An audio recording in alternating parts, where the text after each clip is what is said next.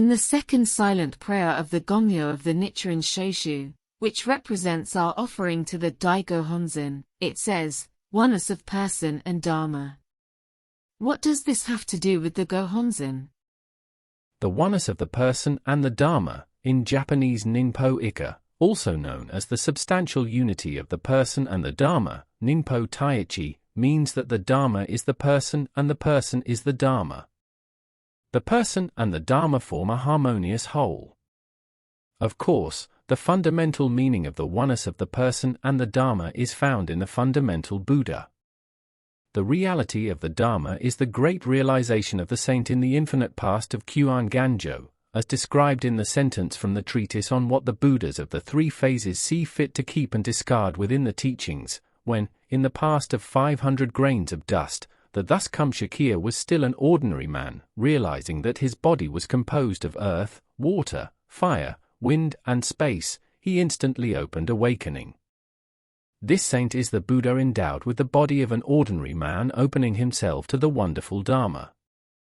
This is why the person who realized this awakening is the wonderful Dharma, and the wonderful Dharma cannot exist elsewhere than in this person who attested to this awakening.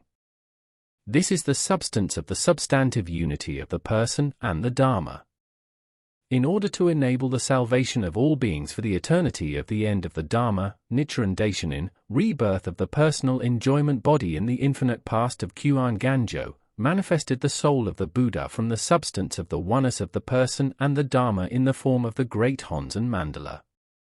In the center of this Dai Gohonzon, and all the Gohonzons of the Nichiren Shoshu, we read, Nam Myōhōrengekyō Nichiren, and three small characters below Nichiren, which are pronounced Zai Gohan, meaning, seal of his presence. It should be understood from this arrangement that, in reality, the fundamental Buddha is Nichiren Daishōnin and that, at the same time, it expresses the meaning of the oneness of substance between the person and the Dharma.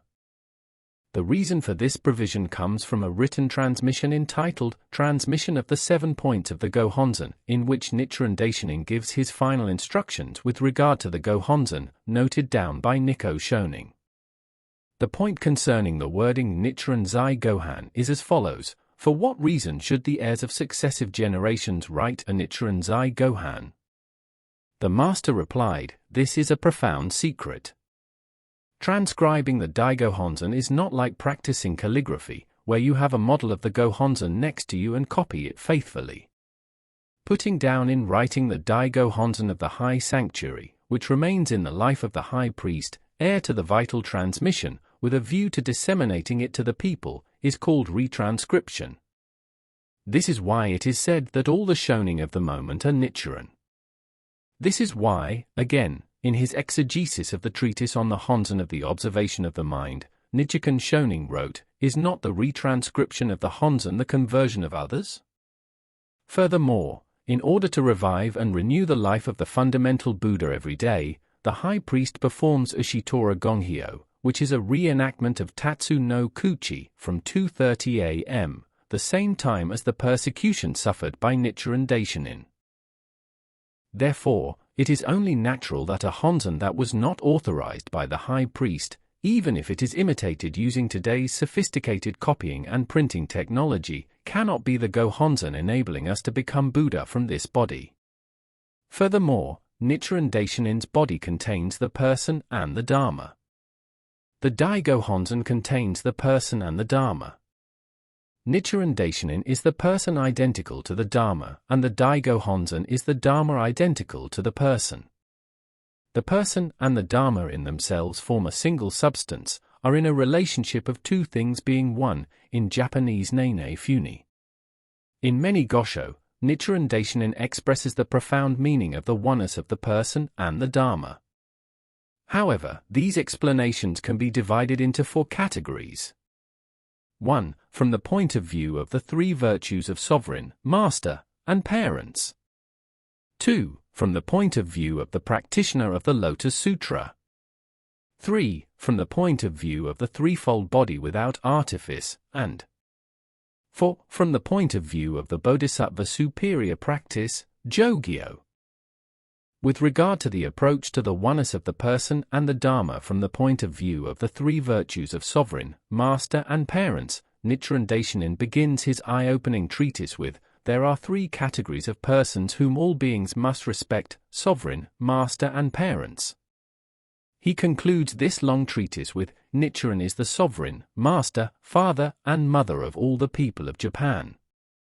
In these sentences, Nichiren Daishōnin shows the substantive oneness of the person and the Dharma, asserting that he himself is the Buddha endowed with the three virtues of sovereign, master and parents.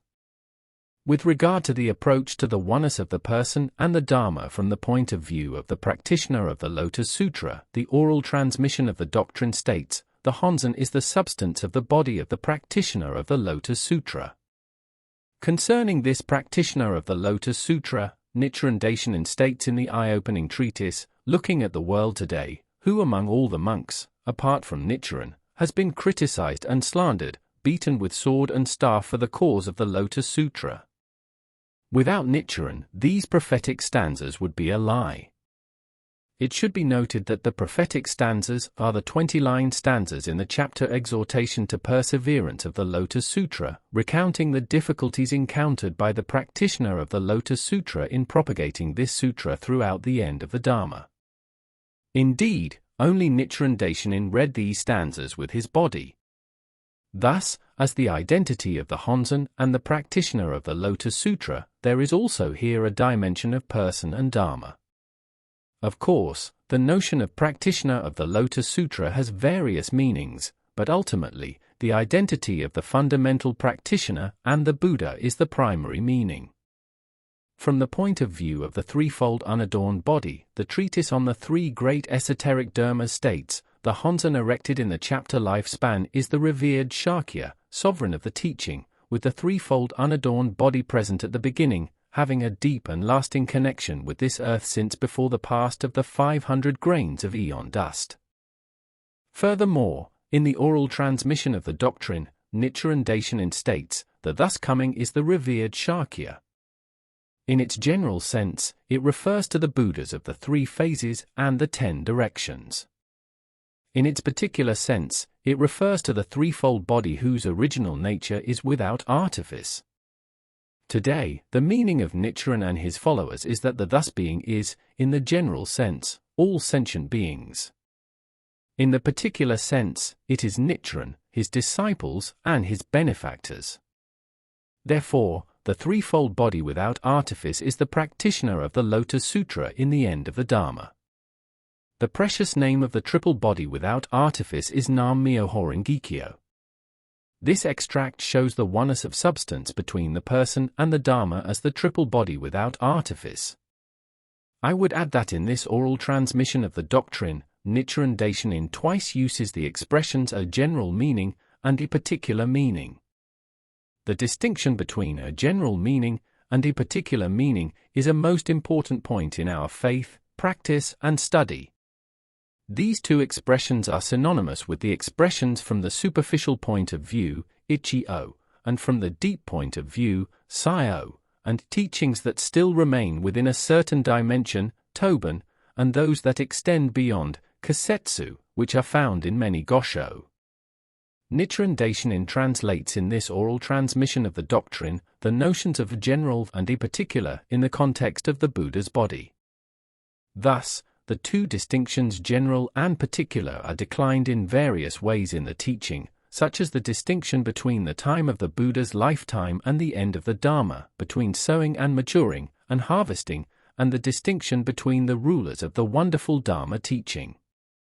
Moreover, as each of these two meanings represents a major logic within the Buddha's teaching, it can be said that this is an important doctrine that determines the nature and status of the Dharma. In the reply to Lord Sawyer, Nichiren Daishōnin states, "The Bodhisattva superior practice received the water of wisdom from the wonderful Dharma of the thus coming Shakyamuni to pour it into the dry desert of the lives of beings in this evil world of the final era. This is the meaning of wisdom. The venerated Shakya transmitted this teaching to the Bodhisattva superior practice. Nichiren is now spreading this doctrine in Japan. Here we have the two meanings of the general and the particular. If you confuse the general and the particular in the slightest way, it's pointless thinking about attaining Buddhahood and you'll wander endlessly through the cycle of life and death. Hence the importance of distinguishing between the general and the particular.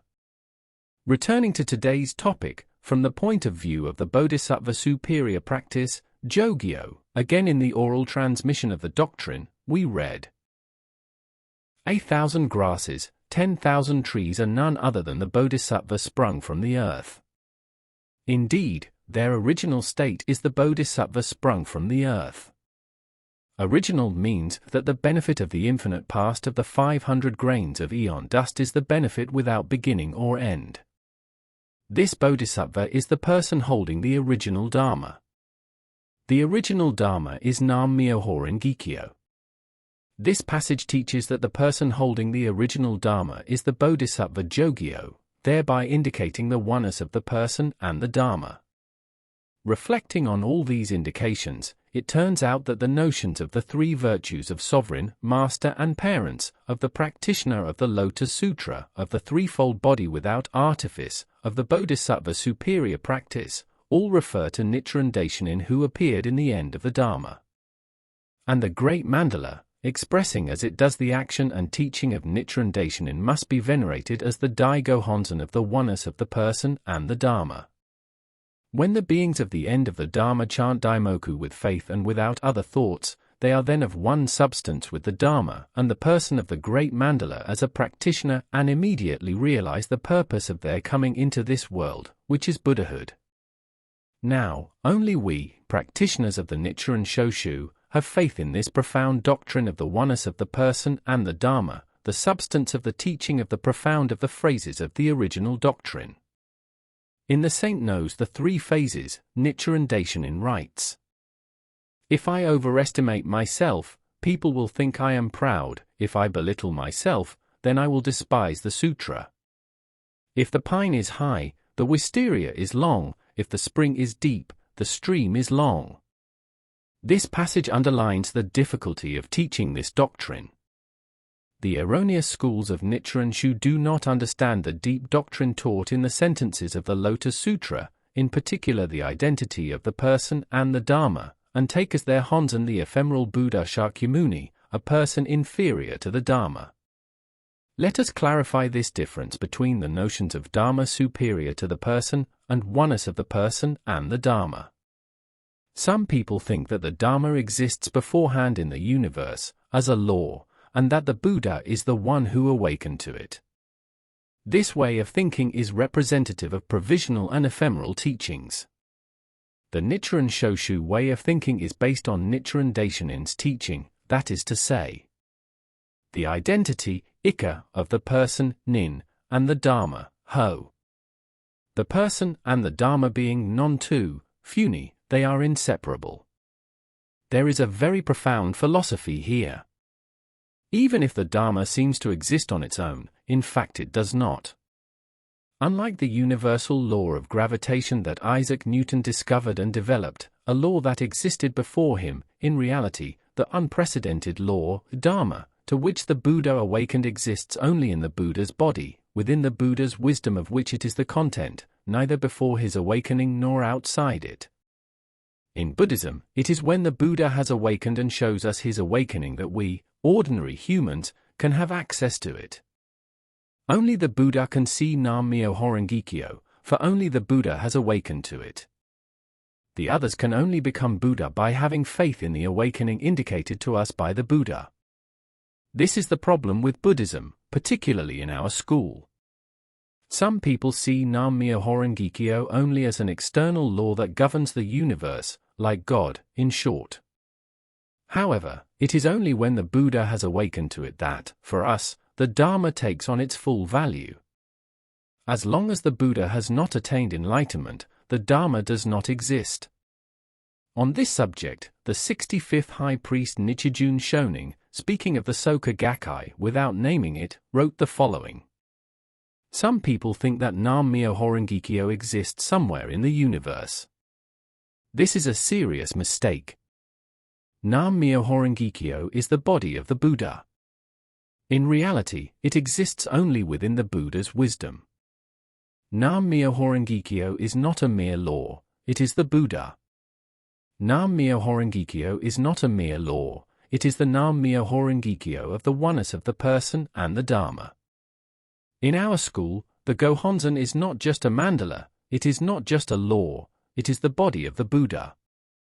These same people, using the doctrine of the oneness of the person and the Dharma for pernicious purposes, claim that the Dharma is the organization, Soka Gakkai, itself, while the person is the driving force, Daisaku Ikeda, of the organization. Now, all these allegations are merely erroneous doctrines, the main causes of the fall into hell of those who adopt and profess them. Nichiren Daishōnin began to inscribe Gohonzon from his exile on the island of Sado. He gradually modified their content, finally arriving at its final and ultimate form, the Dai Gohonzon, inscribed on the 12th of October in the second year of Koan, 1279, which he transmitted to Nichiren Daishōnin.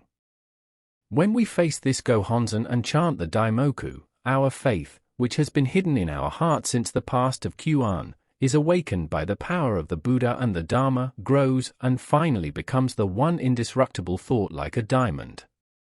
In this way, we obtain the great benefit in our life that leads us to the Buddha's awakening. Here, faith in the Honzon is the key to attaining Buddhahood in our lifetime and laying the foundation for happiness.